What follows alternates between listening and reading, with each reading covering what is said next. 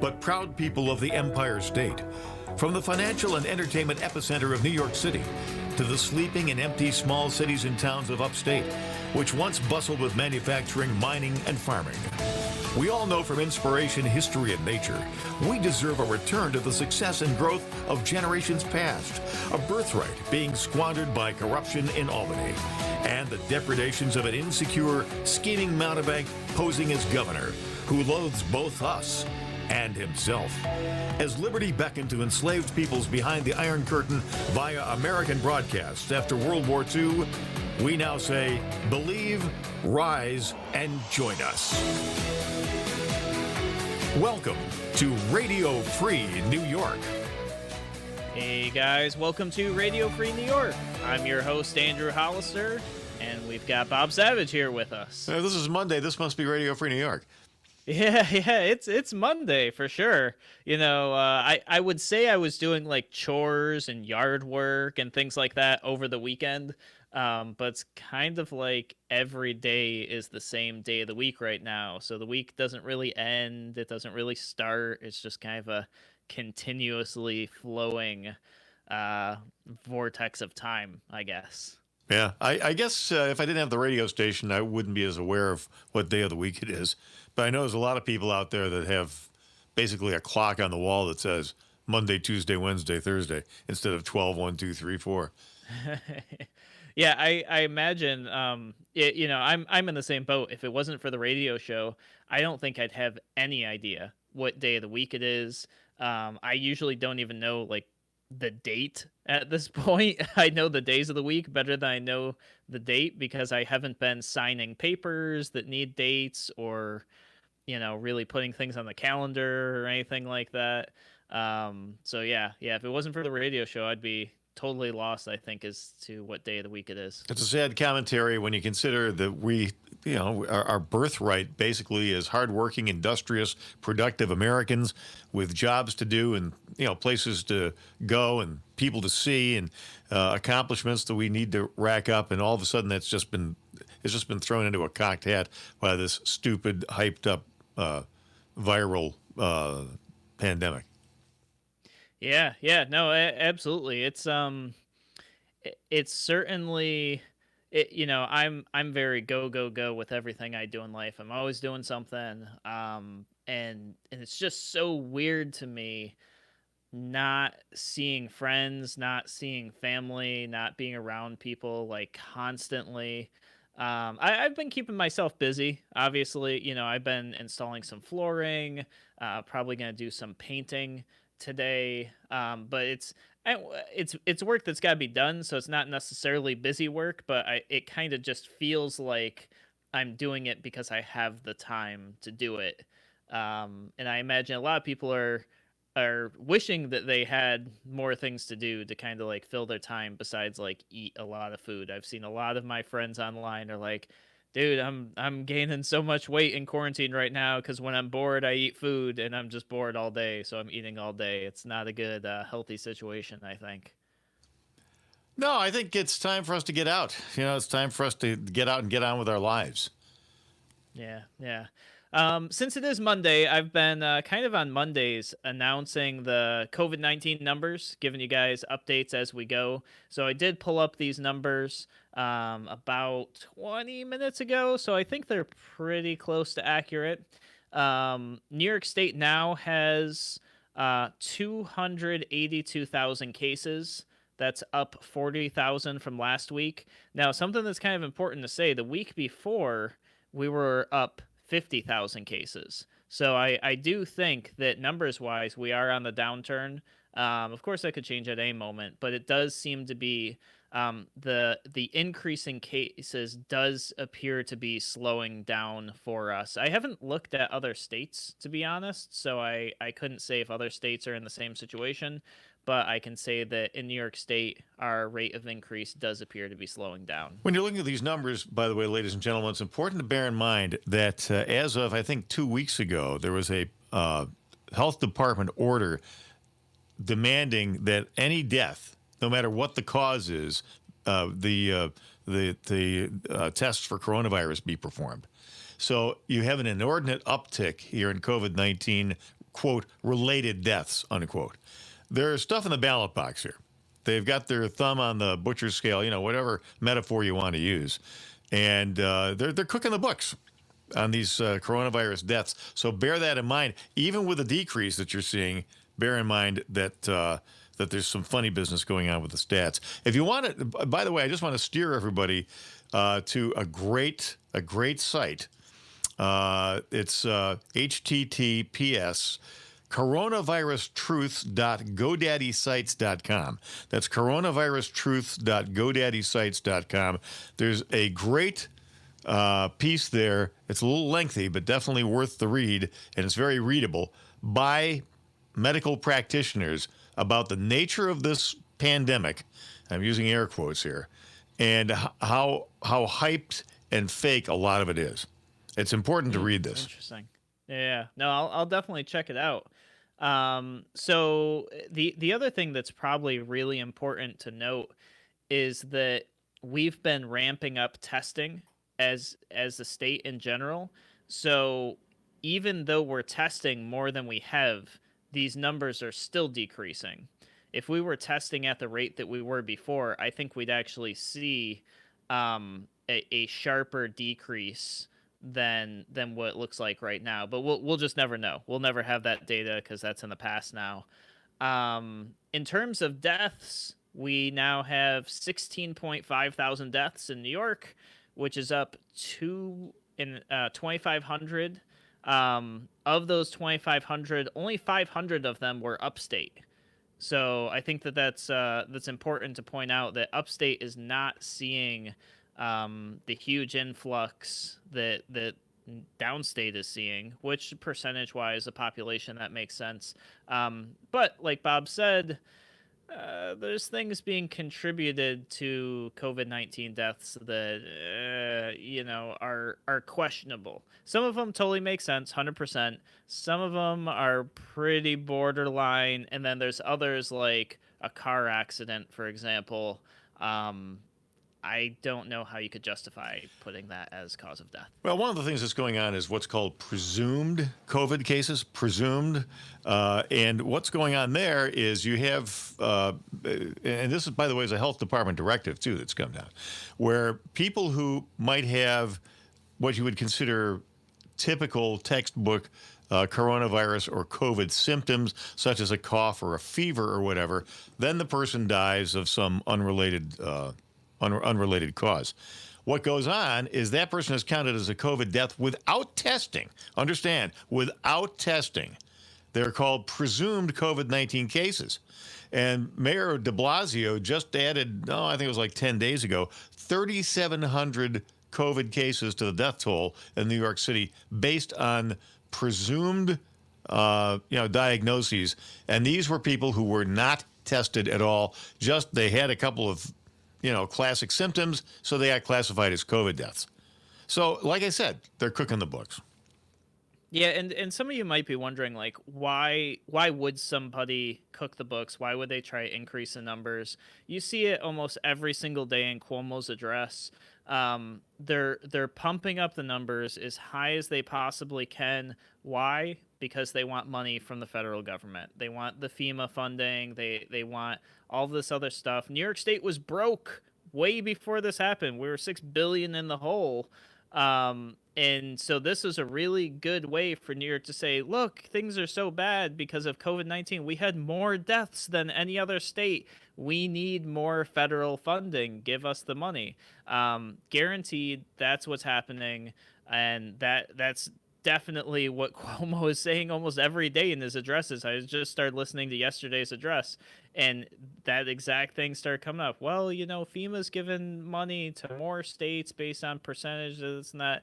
They're going to use it to ask for more money. So if you're wondering why would anybody want to increase the numbers, that's glaring reason number one, I think. It's all about the money. You guys are listening to Radio Free New York. I'm your host, Andrew Hollister. We're going to take a break. We'll be back in a moment.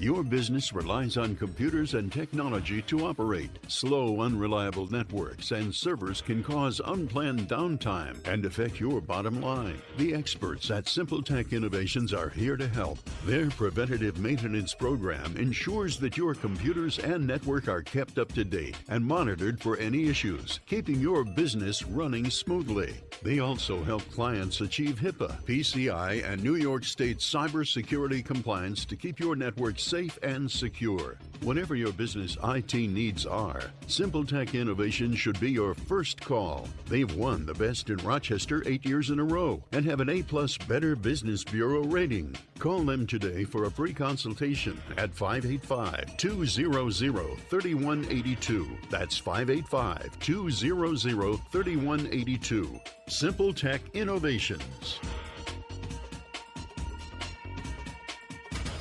College Assistance Plus has worked with thousands of families, saving them millions of dollars. It can be stressful choosing the right college, but we're here to help. CA Plus will guide you from college visits to college graduation and through every step in between. Each student and family situation is different, and we work to accommodate those specific needs. Call today for a free family meeting, 585-582-1846, or visit collegeassistanceplus.com for more information. College is expensive. College Assistance Plus can help. A reminder from Abate Monroe County. American bikers aim toward education. Distracted driving is dangerous, so pull over and eat. Don't try to read your mail and newspaper, and stay off your cell phone. Make a mental note to be more alert, making it a habit to expect the unexpected. Remember to look twice. Save a life. Train yourself to watch for motorcycles which are harder to see. Join Abate, and your family will be protected with a free $4,000 accident policy. Ride safe. Ride free. Ride often. Abate. If you ride with us. Google Abate Monroe County. Why do businesses choose to move their website from Wix and Squarespace to Simple Tech Innovations? Maybe it's their excellent customer service or attention to detail. Maybe it's their ability to give a truly customized solution. Or perhaps they just like the fact that Simple Tech is a local small business that builds great relationships with its clients. Whatever the reason may be, you can rest assured knowing that the local team at Simple Tech has your best interest in mind when building or updating your website. They're hands-on and love helping customers achieve their goals. But don't take my word for it. They've won the Best in Rochester 8 years in a row and have an A-plus Better Business Bureau rating. If your website doesn't match your dreams or isn't achieving your goals, give the professionals at Simple Tech Innovations a call today for a consultation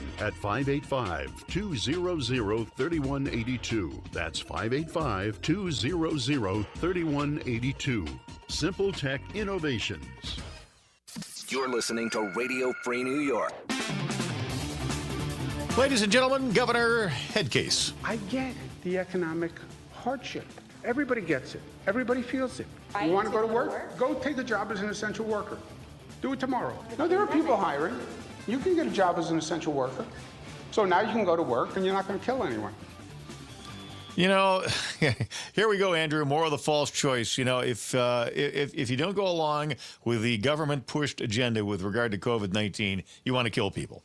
If you want to reopen businesses upstate, because there's a human cost to that as well, you want to kill people. Yeah. No, I agree. I mean, this just shows how truly out of touch Governor Cuomo really is with the average everyday person. And not just that, clearly the people around him are very out of touch as well, because that reporter, what she did is she actually interviewed people who were out front protesting, saying, hey, we need our jobs. We don't have money in our bank accounts anymore. We are bankrupt. And the question is, well, what about unemployment? I never received unemployment. I still haven't received my phone call. It's been weeks and weeks now, which Cuomo later actually said, oh, no, it's only a couple days behind. I tell you what, I've got family members who applied weeks ago, and they don't have their unemployment. They're still waiting on that phone call for verification. Yeah, so and let's just consider the absurdity of Cuomo's, argument there, literally speaking. So you've got some family business, that has supported who knows, 20, 30, 60 people for 30, 35 years. It's been your life's work. You've created tremendous wealth. You've contributed to the tax base. In other words, you've been a model citizen. You've made life in New York more enjoyable, more worth living. And now what you're supposed to do on Andrew Cuomo's say-so is just shrug your shoulders, give that up, go to work in an essential job, like as an orderly in a hospital for $12 an hour. It's a ridiculous suggestion. Yeah, well, and not just that, the suggestion that people are hiring right now, and that you can just, this is pretty hypocritical, and I'll say why. Very often, people will say that if you're talking Democrats and Republicans, for example, Cuomo being a Democrat, if somebody were to say, well, the people on unemployment should just get off their butt and go to work, somebody like Cuomo would typically say, well, it's not that easy. There's not always readily jobs available. Not everybody has a computer to apply for work. Not everybody has, the literacy required to get a job. They would give you a number of reasons, which I'm not saying that any or all of these reasons are incorrect. There are some merits to some of these things, but they would come forward with this very lengthy list of reasons why somebody who is normally on unemployment can't just get up off the couch and go to work. Well, now we're in a situation where government has mandated you stay at home on the couch and you don't work, and Governor Cuomo is sitting here and saying, oh, well, if you want to work, it's easy. Get off the couch and go to work and get a job when the economy has been shut down by his executive order. And he says, well, it's easy. Just go become an essential worker. Well, let's look at who the essential workers are. The majority of them are hospital workers and some government workers. A lot of government. Yeah. But in terms of medical, it's not like you woke up this morning and decided, hey, you know what? Today I want to be an essential worker. I've decided I'm going to be a doctor today. No, and I'm going to be an essential doctor in whatever study you prefer, and I'm going to go to the local hospital and I'm going to get a job today as an essential worker. It doesn't work like that. Well, not even that. I mean, you're going to go empty bedpans. You've been running a successful company with 20 or 30 employees, that's throwing off $1 million a year in profit or whatever. The whole thing's been shut down because that's the edict from government. And by the way, this has never happened. This has never, these ridiculous comparisons that Cuomo's making in his interminable daily press conferences, where he puts up some graphic that shows, we're on day 56 of the coronavirus crisis. World War II, 4.5 years. Great Depression, 4 years. It's like they're not even remotely related. You can't even compare them. You can't. So what? So we had World War I spanned from 1913 to 1919. What's the point? So we're supposed to be able to. We're supposed to tolerate the deprivation of our kids' education. The high school seniors out there. My heart goes. I have one in my house. My heart goes out to them. No senior prom. No social, interaction. No school play, no school trip, no graduation ceremony, none of the rites of passage we went through at age 17 and 18. It's happening to none of them. They're just, curled up in the fetal position inside homes, and this whole chapter of their life deleted by government action. It's wrong. Yeah. It's just wrong. Yeah, no, I agree. I mean, here's the thing. We should still have our right to consent, which I always come back to in this situation, which is if two consenting adults want to get together and they choose not to social distance, that should be their choice and their body. I think that's your right as a human being to consent or not consent to those things, as long as you know up front that it is entirely possible that person that you're meeting with could potentially give you coronavirus even though they don't have symptoms. And if you acknowledge that that's a risk and you want to take that risk and you consent to that risk, There should be government shouldn't be in between that. I think I think they've got that wrong, 100%. I don't think so. But the other thing that I think is really important to emphasize here, where Governor Cuomo says, if you want a job, just get up and go become an essential worker. Um, he knows very well that that is impossible for the majority of the people who live in New York because of the licensing and regulations that New York State has on almost every single type of job. I mean, a lot of the essential jobs you need some sort of license for, maybe a permit, some sort of, authorization. Well, the bodies that issue these, the majority of them are closed. Yeah. Many of them take years to get. Yeah, and you also need to have education and training, which, you can't just like go out like getting a job at Walmart or whatever, or Wegmans, being a checkout person, and in 48 hours you're ready to do the job. It just doesn't happen. Plus, as you have pointed out previously, the jobs aren't there. There's no jobs to apply for, so the whole question is moot. And by the way, there's another part of this whole calculus that's not getting a lot of attention, not being discussed, and that is the human cost and the mortality and the casualties that come from shutting down the upstate economy. The Bureau of Labor Statistics had a stat. It was cited by Steve Forbes on this radio station to the effect that every uptick of 1% in the unemployment rate results in 100,000 deaths from suicide, from malnutrition, from domestic violence, from loss of health care so that people can't take care of themselves properly anymore.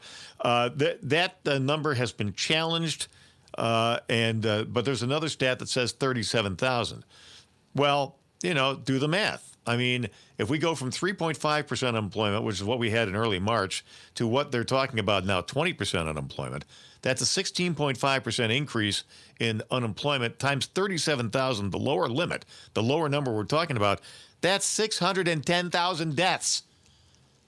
Well, and Cuomo in that exact same press conference had an answer about that, because that same reporter basically said, when Cuomo said, shutting down the economy isn't worse than death, the reporter said, well, can it be the same thing? Can't shutting down the economy cause death? And Cuomo's response was just the most selfish thing I heard. Yeah. And he basically, and I'm paraphrasing this because I don't have it in front of me, he basically said, but it's not my death. And he was essentially saying somebody that commits suicide, it's okay that they committed suicide because it was their life that they were taking. And they even brought up domestic disputes and things like that. And Cuomo's response was, well, with coronavirus, you could be killing somebody else. And it was just extremely heartless. And the way that he approached that answer, he's basically like, yeah, people are killing themselves because of the economy. Just, you know what, though? Those don't lives do that. don't as matter as much. Yeah, just knock it off. Just don't do that. There was some. He came up with some glib phrase. What was it? Illness is death. That's what he said. Illness is death. Yes. Yep, that's what he said. Yeah. But I mean, he's Governor Headcase. What can I say? I mean, it's just this glib dismissal of all of these issues, and it's all politically motivated. Yeah, so I would challenge everybody who's listening to the show today to, sit there and think of, your ideal essential work. If you're not an essential worker, if you're at home listening to this, or maybe on your smartphone or, on your computer and you're listening to Radio Free New York, and think of your ideal essential job that maybe you don't have today. Governor says you can just get up, go and get that job. And just for fun, as an exercise, see how long the average training duration is to get that job. What are the licensing and educational requirements for it? How much money would that cost you in training and education? What licensing you might need, and then if anybody is even hiring. And just run through that exercise, see what you come up with. I'd love to hear from you guys. You're listening to Radio Free New York. We're going to take a break. We'll be back in a moment.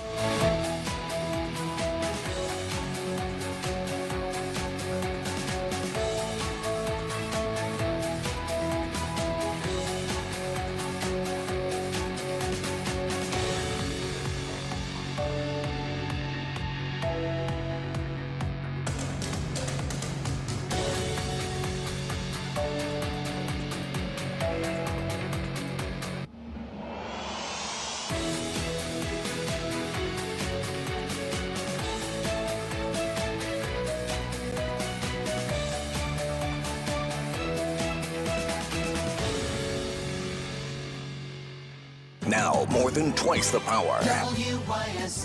More powerful FM 92.1, FM 95.5 West, and 1040 AM WYSL Avon Rochester.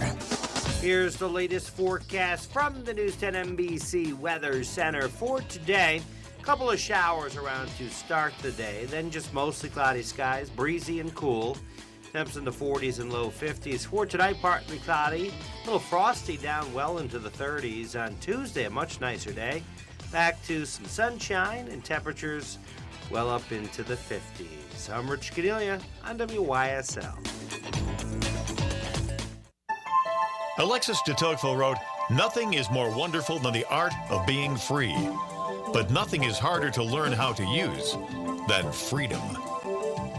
Let that sink in. Your business relies on computers and technology to operate. Slow, unreliable networks and servers can cause unplanned downtime and affect your bottom line. The experts at Simple Tech Innovations are here to help. Their preventative maintenance program ensures that your computers and network are kept up to date and monitored for any issues, keeping your business running smoothly. They also help clients achieve HIPAA, PCI, and New York State cybersecurity compliance to keep your network safe and secure. Whatever your business IT needs are, Simple Tech Innovations should be your first call. They've won the best in Rochester 8 years in a row and have an A+ Better Business Bureau rating. Call them today for a free consultation at 585-200-3182. That's 585-200-3182. Simple Tech Innovations.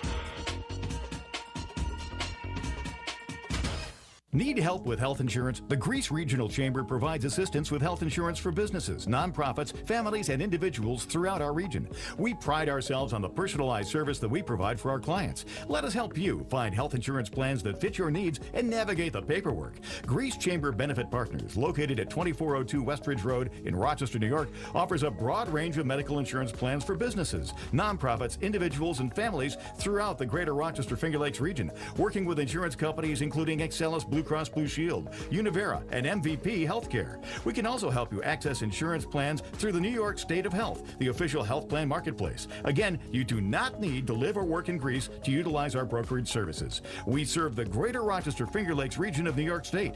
Visit greecechamber.org to sign up for one of our free health insurance information sessions or schedule an appointment with one of our licensed brokers. Call 585-227-7272. 585-227-7272. Villa of Hope is in this with you. Fear of COVID-19 and uncertainty about the future creates a need for many people to get more support from their community. For many, things like not knowing how you can access childcare so you can go to work, wondering if you can go to work, and not being able to pick up the groceries you need because of empty shelves can cause anxiety and stress. This is serious. Talk to someone. Call 1-833-993-HOPE. Eyes on Rochester is a full-service ophthalmology office, and we specialize in general ophthalmology, taking care of people from childhood to adult and seniors. We do general eye exams. We specialize in cataract surgery, corneal surgery, and disease, as well as LASIK surgery. We also have a full-service optical shop and contact lens fitting service.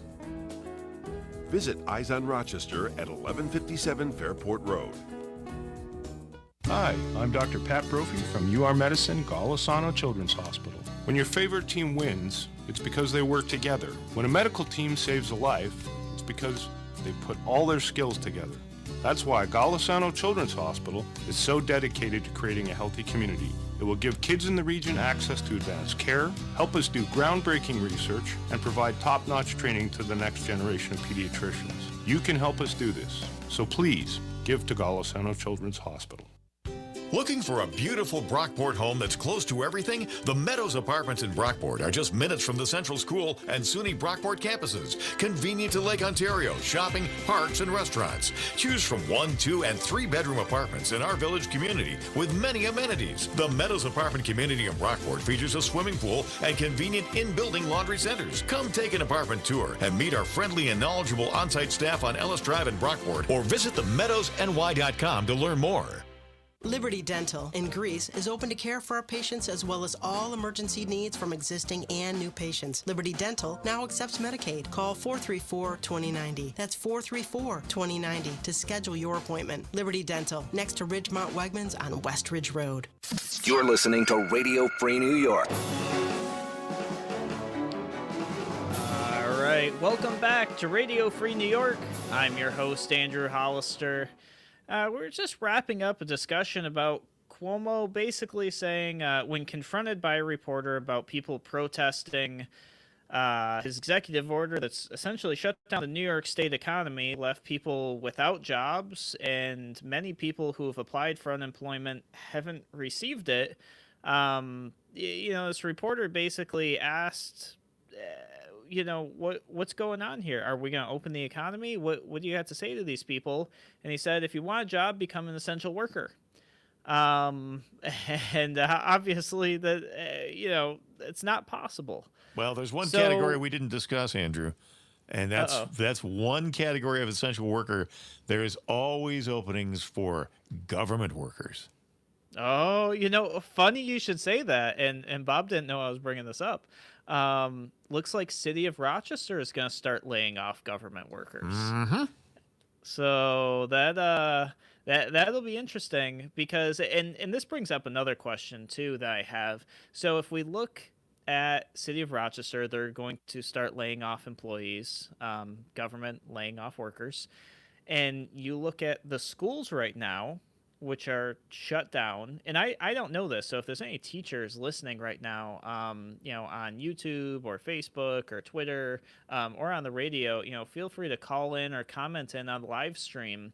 Are teachers being paid right now? And are they being paid their full salary? Are they being paid like a percentage of their salary? Because right now we've got schools shut down. I know there is some online learning stuff happening, but I do wonder what's going on with the school system. And if school is closed for the rest of the year, does that mean we're going to get a refund on our school taxes? Because we're not heating the schools. We're not running the electricity. The teachers aren't showing up to work. The administrators are probably not. I imagine the janitors don't have to clean the floors because nobody's in there. The water shouldn't be running. Nobody's swimming in the pool or taking showers or using the drinking fountains. So I'm thinking we should see a pretty drastic reduce in costs in the school districts. Radio Free New York, ladies and gentlemen, your noontime comedy show. Yeah, of course. But these are things we should be talking about, right? These are things that we should be challenging government on. We should be saying, hey, I pay school taxes, whether I want to or not, whether I like it or not. I have been forced to pay them. School's not in session. School's not open. I think I deserve a refund. Yeah, you deserve one. That doesn't mean you're going to get one. There's a lot of things we deserve that we don't get, largely because we now have a totalitarian state. I mean, look, am I overstating this? Tell me where I'm wrong. We have a statist governor who's completely narcissistic and obsessed with power and control. We have essentially a one-chamber legislature. We've gone to, like a unicameral legislature now because the Senate is essentially ceremonial in nature, and the Assembly is just there to rubber stamp whatever Andrew Cuomo wants them to do. There's no daylight between what's going on now in terms of leadership in the state of New York and the Politburo of the 1960s in the Soviet Union. Tell me where I'm wrong. Yeah, no, government has taken every chance to step further and further on us to the point where Cuomo's new thing is how we're going to track and trace people. That's the new way we're going to get this virus under control to reopen the economy. See, what he's realized is he can now push forward agendas and say that it will help open the economy because people want the economy open, so much so that they're now protesting in Albany and across the state. So now Cuomo's like, okay, great. So let me offer something that you would never normally allow in exchange for reopening the economy. So the first thing he's talking about this idea of tracing people is what he's calling it. Those of us who can read between the lines, we know that sounds like surveillance to me. But he's talking about, well, if you live in Westchester, but if you work in the city, we need to figure out who you might have come in contact with if we find out that you are infected. And he's talking about mass surveillance is what he's talking about, which we've had at a federal level, and illegal spying on citizens. Now they're pushing for a state program as well.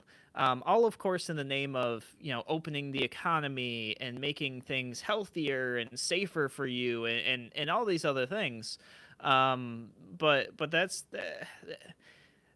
politicians and government never let a crisis go to waste. They will find a way to make government bigger and more expensive, especially in a time of crisis. They will just ask for more money and ask you for rights and privileges that they should never have taken. Well, they ask for more money, but they ask for more power too. And here's how they get this done here. If you listen to the language, and hang on for a second. Sorry about that. If you listen to the language, the rhetoric that you hear politicians use in news broadcasts, anytime you hear the word safe, okay? What that equates to, ladies and gentlemen, is fear. So if they can generate fear in you, that gives them power. So safe means they're demanding power from you. And so Andrew's absolutely right that what they're looking for is money and influence, but what they really want is power. They want to consolidate more power. So you're going to see, and the precedent has already been set, it already exists in other jurisdictions, other states, where you're going to have drones tracking you. You're going to suddenly be aware that there's a drone flying overhead to check whether you're maintaining appropriate social distancing. Yeah, and I tell you what, I mean, I don't know about not you, making Bob, this up. This is not a joke. I don't disagree with you. I mean, this is the future that people could be looking at as a reality, and it sounds like 4 weeks ago, if this was a conversation that was being had, or 8 weeks ago, people would be calling up the station and probably saying, hey, those guys on there, they sound like loony conspiracy theorists. Well, but hey, this is actually happening. So, it's getting crazy. And you know what? I, like many people in New York State, have been at home watching Netflix or whatever else to pass some of the time. And some of the parallels that you see in some of these Netflix films, yeah, and some of these are old, like really old. You're like, wow, it's like these people predicted the future. They predicted exactly what was going to happen here in New York State. You know what?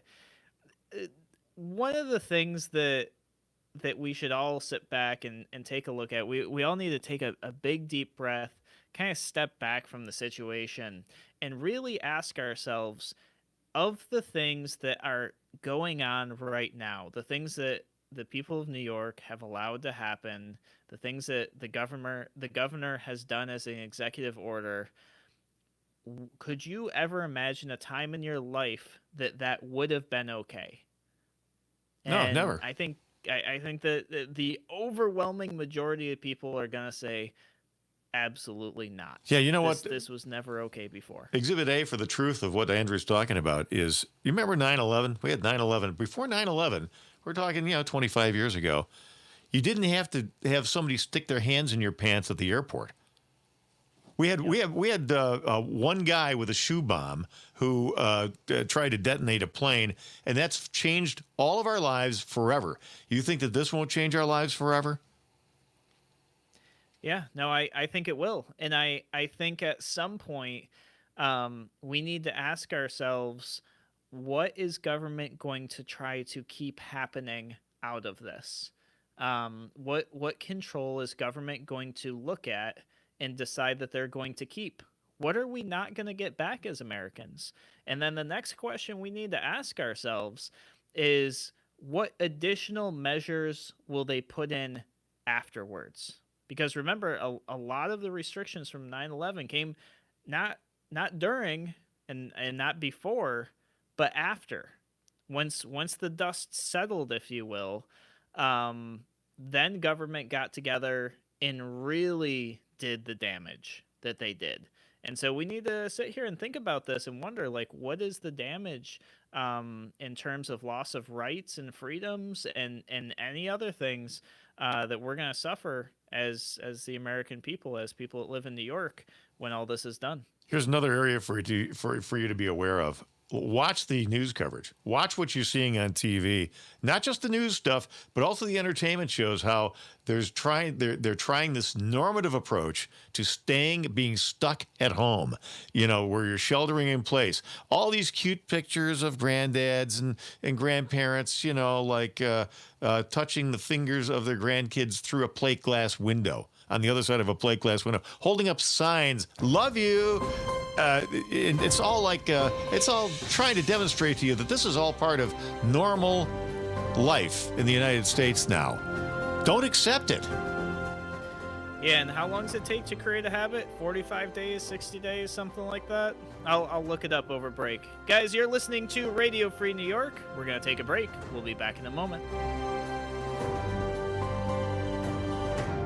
Why do businesses choose to move their website from Wix and Squarespace to Simple Tech Innovations? Maybe it's their excellent customer service or attention to detail. Maybe it's their ability to give a truly customized solution. Or perhaps they just like the fact that Simple Tech is a local small business that builds great relationships with its clients. Whatever the reason may be, you can rest assured knowing that the local team at Simple Tech has your best interest in mind when building or updating your website. They're hands-on and love helping customers achieve their goals. But don't take my word for it. They've won the best in Rochester 8 years in a row and have an A+ Better Business Bureau rating. If your website doesn't match your dreams or isn't achieving your goals, give the professionals at Simple Tech Innovations a call today for a consultation at 585-200-3182. That's 585-200-3182. Simple Tech Innovations. Aircraft Environmental Systems proudly supports Radio Free New York. Rochester-based leaders in climate simulation chambers for America's R&D laboratories. We're experts in troubleshooting, calibrations, custom designs, and consulting for more than 40 years. Industry pioneers, we created the first ever fleet of temperature, humidity, and altitude test chambers available to rent coast to coast. Trained and trusted by environmental chamber manufacturers, we are ACES. Find us at acesinc.com.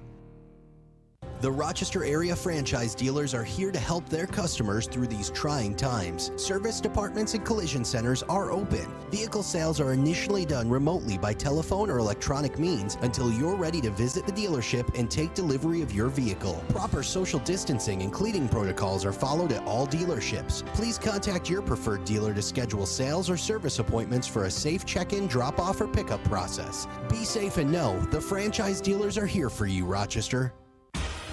Your business relies on computers and technology to operate. Slow, unreliable networks and servers can cause unplanned downtime and affect your bottom line. The experts at Simple Tech Innovations are here to help. Their preventative maintenance program ensures that your computers and network are kept up to date and monitored for any issues, keeping your business running smoothly. They also help clients achieve HIPAA, PCI, and New York State cybersecurity compliance to keep your network safe and secure. Whenever your business IT needs are, SimpleTech Innovation should be your first call. They've won the Best in Rochester 8 years in a row and have an A-plus Better Business Bureau rating. Call them today for a free consultation at 585-200-3182. That's 585-200-3182. SimpleTech Innovations. Radio Free New York. All right, we're back here on Radio Free New York. I'm your host, Andrew Hollister. We're talking about Cuomo, we're talking about jobs, we're talking about tyranny overburdening government. But we're going to take a brief break from that. Bob, I heard there's an update on the NYSERPA case, and I wanted to give you a chance to share that. Yeah, breaking news. Decision handed down by SCOTUS, Supreme Court of the U.S., this morning. And the background of this whole thing is the two key cases, for those of you who follow gun rights issues. There's a thing called District of Columbia versus Heller. That affirmed the Second Amendment right of citizens to own guns in the privacy of their homes.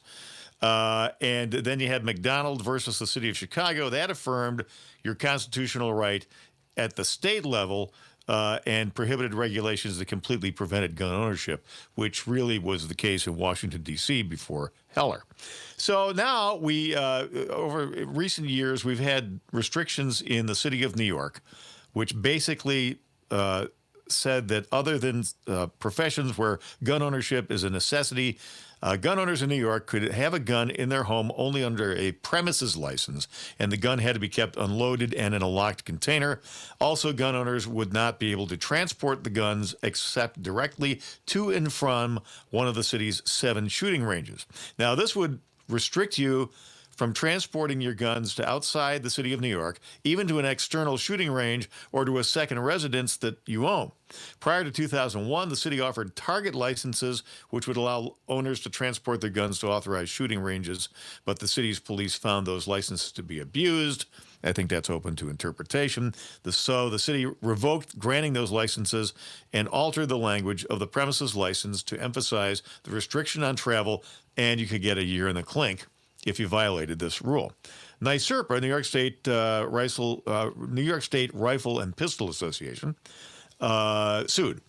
And so this case has been wending its way through the courts. And so this morning, it went all the way to the Supreme Court. And SCOTUS today issued what's called a per curiam decision, which means the decision came down without authorship being attributed to any of the individual justices. They held that the case was moot because, of course, New York City, very cleverly during the pendency of this litigation, changed their law. They just said, oh, well, you know what we'll do? We'll just change the law to make it so it's not so restrictive. So it's not so, it's not so violative of the Constitution. So, of course, the minute the case goes away, you know that New York City will reinstate the restrictions on travel with your legally owned firearms. So based on that, SCOTUS today held that the case was moot, meaning there's no need for them to rule on a law which has been rescinded. There's a cynicism here. And by the way, the Supreme Court picked up on it. The decision stated that the changed law, the petitioner's request was moot, ordered the prior rulings vacated, and the case remanded to lower courts to, quote, consider whether petitioners may still add a claim for damages in the lawsuit with respect to New York City's old rule. So now you get into this wrangle about the fact that NYSERPA never asked for damages. And so the city is trying to argue that it's too late for the petitioners to now add a claim for damages. That's what SCOTUS ruled positively on, sending kind of like a shot over the bow of New York City legislators. Now, there was a concurrence by Justice Kavanaugh, who agreed that the case was moot, but wrote that he agreed with Justice Samuel Alito's concern that some federal and state courts may not be properly applying Heller and McDonald, suggesting, now this is very ominous for purposes of New York City. Quote, the court should address that issue soon, perhaps in one of several Second Amendment cases with petitions for certiorari. That's a procedural thing for how cases get to the Supreme Court. Those cases are now pending before the court. Justice Alito wrote a dissent joined by Justice Neil Gorsuch in full and Justice Clarence Thomas, in part, writing the case is not moot. The city violated petitioner's Second Amendment right, and we should so hold. He argued the court should evaluate the city's laws in light of Heller and McDonald. So, very interesting here, Andrew, what the court, just some quick analysis. The court's sending a little message here to New York State that we've got a lot of cases in the pipeline here. Yeah. And boy, you might want to consider how you want to craft your regulations with regard to firearms, because what we're saying here is we're giving you a procedural pass on the mootness issue right now, but we're inviting more litigation because we would just love to rule on that. Yeah, no, and if that happens, that would be great. I am a little disappointed in the ruling of moot. I understand why it was done, but I think it sends a message to the states and any other lawmakers that it's okay for you to create these unconstitutional laws as long as you repeal them before the Supreme Court hears it. I feel like it kind of takes the teeth away a little bit, because they could have made a ruling, it would be set in stone, and it would have protected anybody across the U.S. from their state making that law as well, or something similar. Well, but it's much better to settle these things at a lower judicial level, because as we all know, and by the way, this leads me to what the takeaway from all of this is for all of you folks out there. It's the personnel on the Supreme Court can change with a drop of a hat, as we know, or with the drop of I'm blanking on the Supreme Court justice that just passed away a few years ago that was not anticipated. The guy died in Arizona. See, I've got Joe Biden disease here. Is it Scalia? Scalia, that was it. Anthony Scalia. So there's going to be one or two vacancies on the Supreme Court in the next year or so, and they may not be the vacancies you would expect. You don't know. Life is strange. Things happen. People get sick. People decide to retire. So that's why it is vitally, vitally important for you to go out and vote this fall, because what's hanging in the balance? SCOTUS is hanging in the balance, and possibly the continued existence of the Second Amendment. So you don't give me this, they're all a bunch of crooks. It doesn't make any difference who you elect. It's never the same. None of those things are true. You still there, Bob? Yeah, I'm still here. I was just waiting for a reaction from you. No, that's sorry. Yeah, I just lost the audio. I was like, oh no. Oh, you did? I'm sorry. Yeah. What I said was make sure to get out there and vote, because the impact is profound on the Supreme Court and on the personnel who are going to determine whether we continue to have a Second Amendment, whether we continue to sustain that constitutional right. Yeah, I think the battle that we are constantly fighting is the fight for our rights. Our Second Amendment rights obviously are extremely important to me. There's one of the most powerful motivators for me. But even with this coronavirus stuff, we're fighting for our rights to just be able to leave our home, and at some point the courts might have to get involved. And depending on the court, we're talking Supreme Court right now. Those are appointed positions, but some of the state positions are appointed. Some of them are elected. It is just so important that you are involved in the selection of your justices. Sometimes that's electing an executive. Sometimes that's electing the judge. Both are extremely important, and I hope that people remember there is an election this November. We're electing justices this November. Find out who they are, see where they stand on the issues. It's really important. Yeah, I think it's safe to say that we're going to have lots of gun litigation coming down the pike, and a lot of these things, per the Kavanaugh and Gorsuch invitations, are going to wind up at SCOTUS, and they're ready to rule. So let's make sure that we're ready to do that. Yeah, absolutely. All right, guys, thank you for listening to Radio Free New York. We'll be back same time, same place tomorrow.